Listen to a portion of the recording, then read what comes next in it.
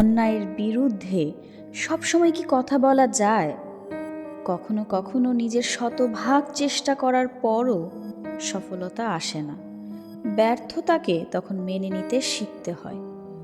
তুমি সৎ থেকেও অসৎ মানুষের তকমা পেতে পারো, এটাও জীবনের অংশ। সবাই তোমাকে বুঝবে না, মূল্যায়নও করবে না। ধরো একটি ঘরের একই ছাদের নিচে বাকিরা সবাই খুব ভালো আছে, তাদের জীবনে খুব বেশি চাপ বা চ্যালেঞ্জ নেই, কিন্তু তুমি প্রতিদিন কঠিন পরিস্থিতির মুখোমুখি হচ্ছ। এর মানে কি? এর মানে এই নয় যে জীবন শুধু তোমার প্রতিই কঠোর। এর মানে অন্যরা হয়তো কমফোর্ট জোনে থেকে গিয়েছে, আর তুমি ধীরে ধীরে নিজেকে আরও শক্ত করে গড়ে তুলছো। জীবন নিয়ে অভিযোগ তখনই করো যখন সত্যি সব ছেড়ে দেওয়ার সাহস তোমার আছে, কারণ লড়াই না করে হাল ছেড়ে দেওয়া সহজ, কিন্তু সত্যিকারের যোদ্ধারা সহজে থামে না। তারা লড়ে যায়, আর যখন সরে দাঁড়ায় তখন নতুন পথ তৈরি করেই সরে দাঁড়ায়।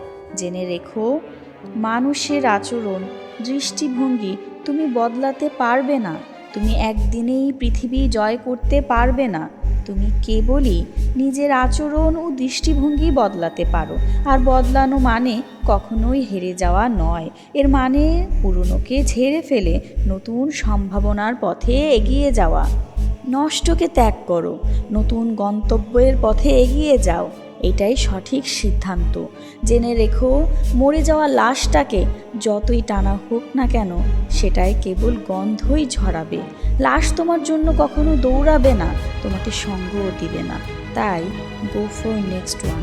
কেননা ব্যর্থতাকে কেবল সফলতা দিয়েই উত্তর দেয়া যায়। উত্তর দাও, কিন্তু তর্কে না, সফলতা দিয়ে। সেটাই ওই সকল মানুষের জন্য জবাব হবে যারা তোমাকে বিফল দেখতে চায়।